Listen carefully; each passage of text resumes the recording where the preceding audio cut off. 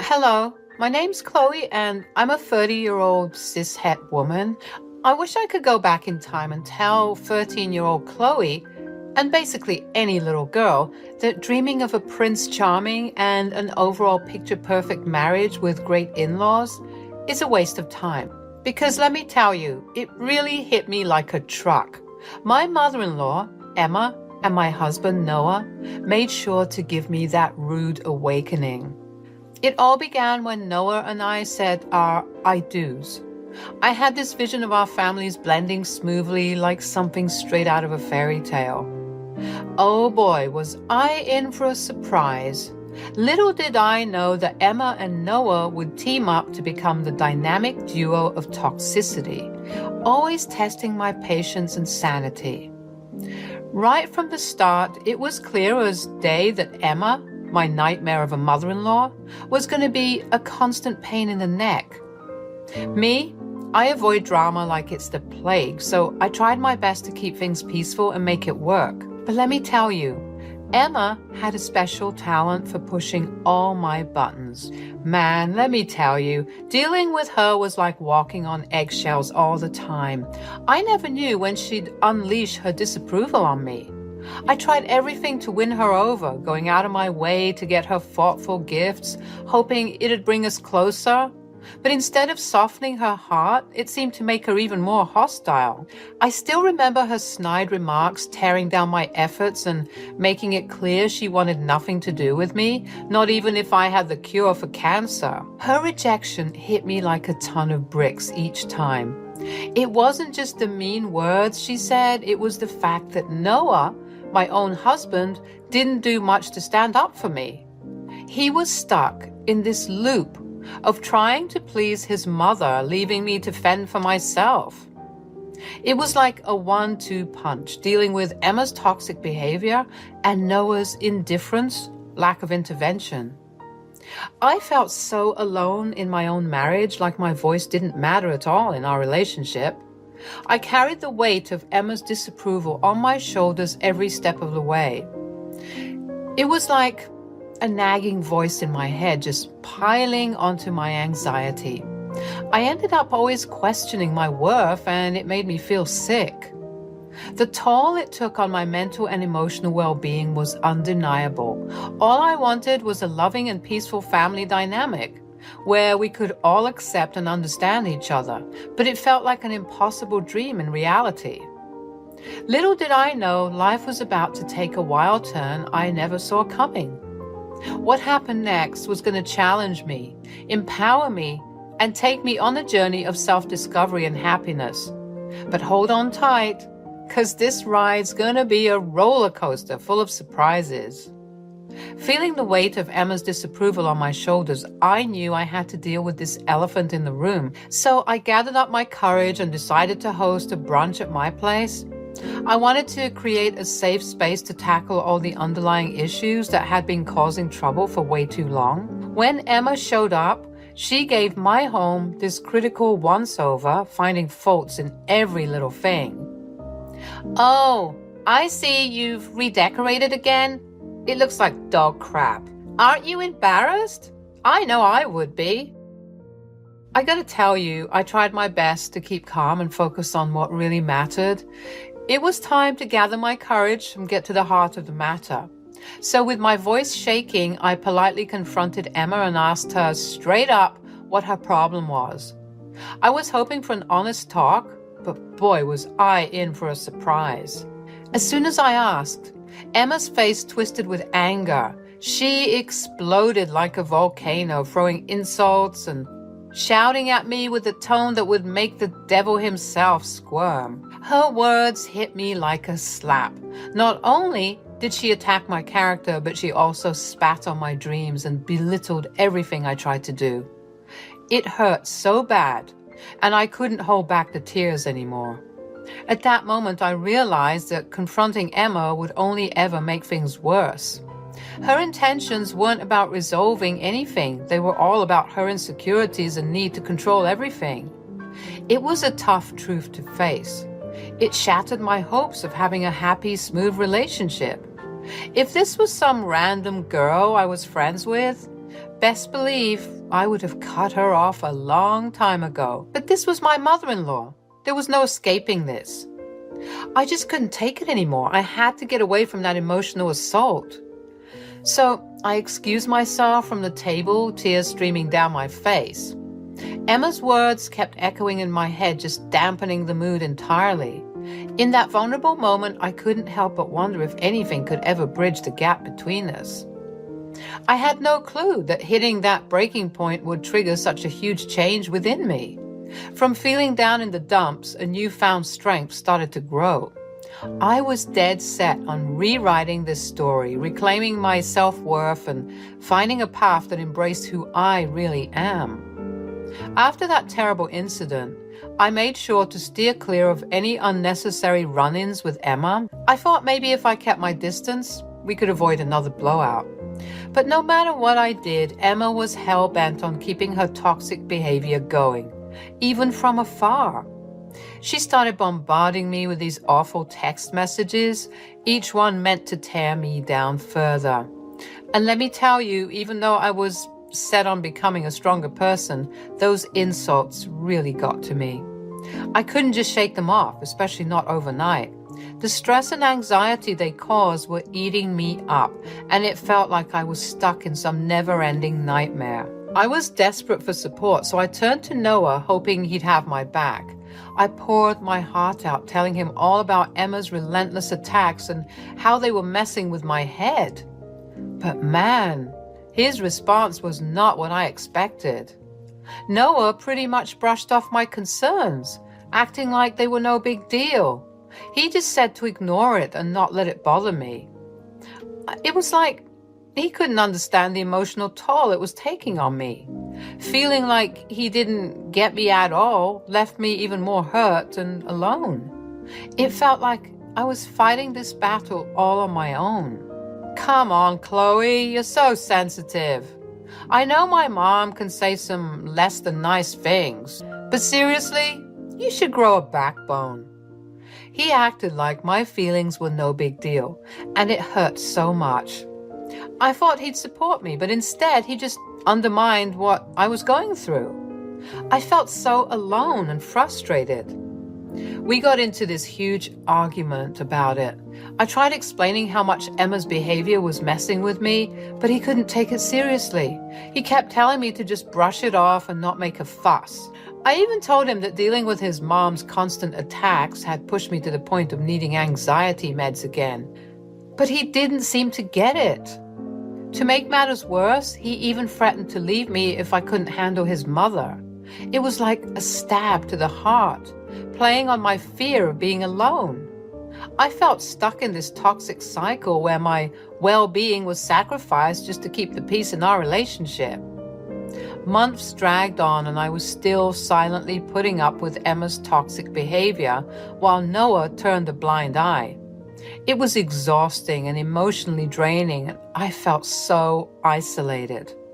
But then, one day, as I was cleaning the house, I stumbled upon something that changed everything. I found a list of debts that Emma had piled up over time, and it hit me that maybe paying off her debts could be a way to finally bridge the gap between us and find some peace. It was a risky move, but I was ready to try anything to mend our relationship. Excited about the idea, I went to Noah and told him my plan. I hoped he would understand where I was coming from, but he said something that stepped on that budding hope. Chloe, it's already been taken care of. My aunt stepped in and paid off the debts. Well, at least she said she would. Oh, I see. I just wanted to help, Noah. I thought this could be an opportunity to show your mom that I'm willing to go the extra mile. Maybe I can get her a spa day voucher or something.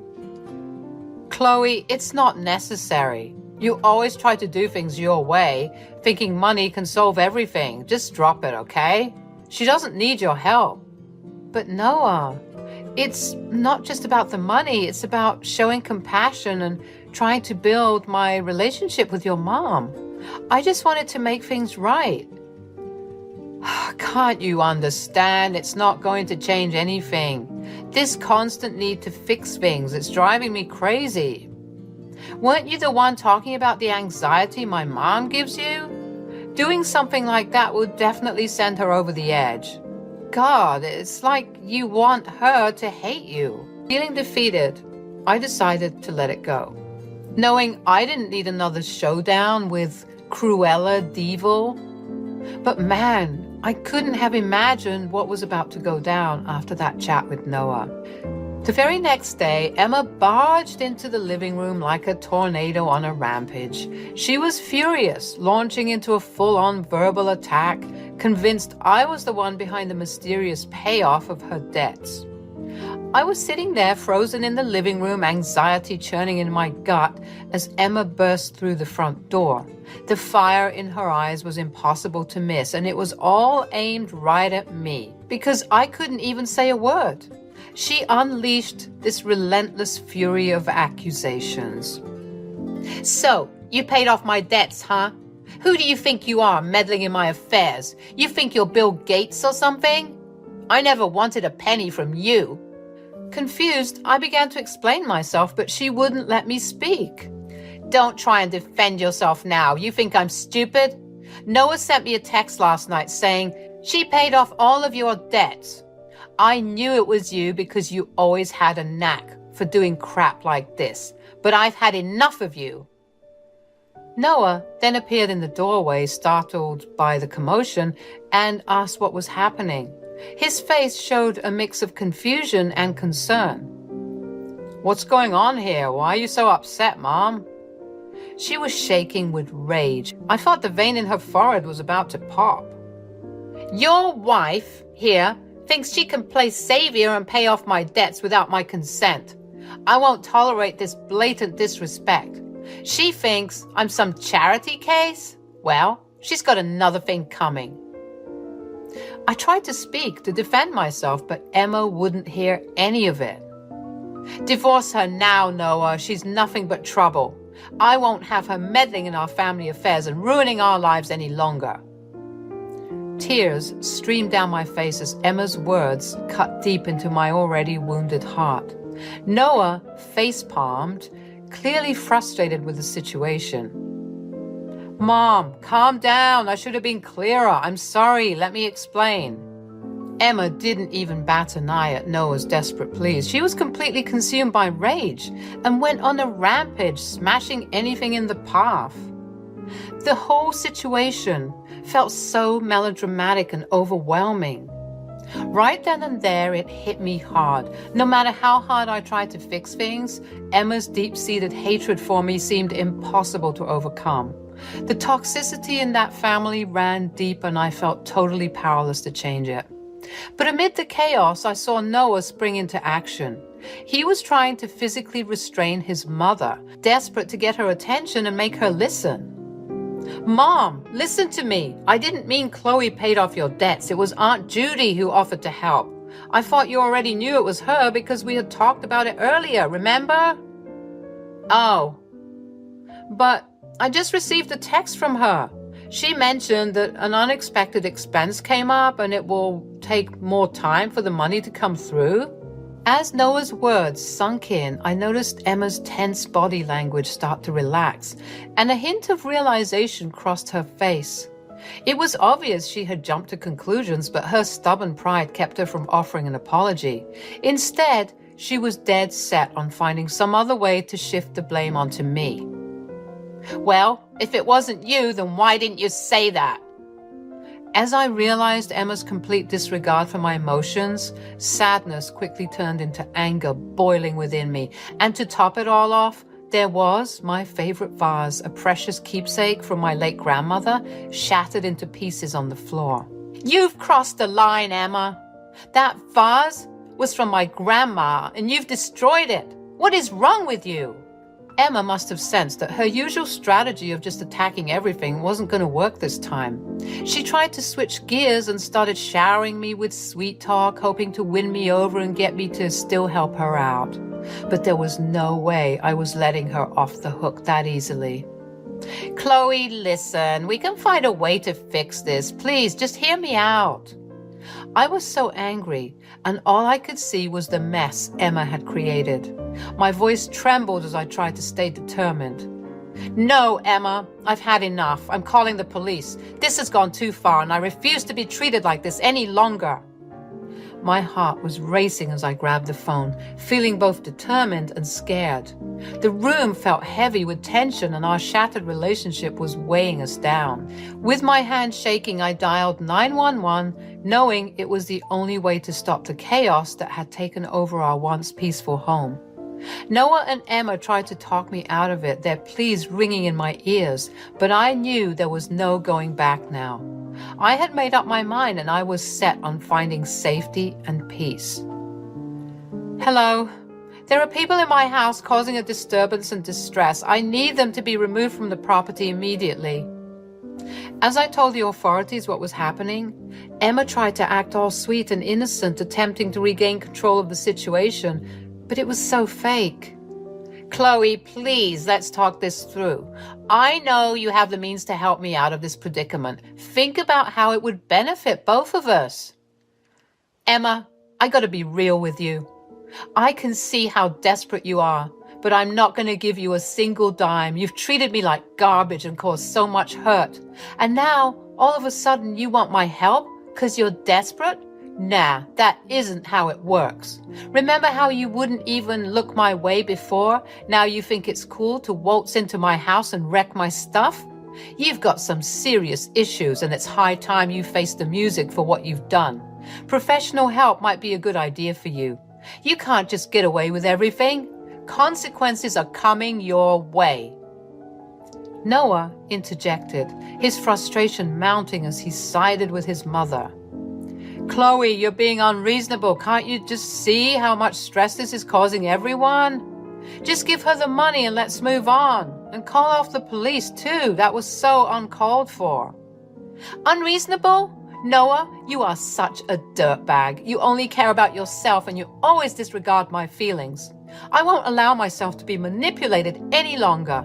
And yeah, I might have wanted to help your good-for-nothing mother once upon a time, but I see now how foolish it was for me to even hold her in such a regard. That room was like a pressure cooker. I kept on yelling at Emma and Noah to get out. You could cut the tension with a knife, and it was clear that our relationship was in pieces.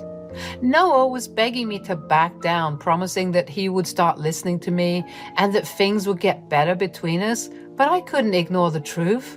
It was too late for that.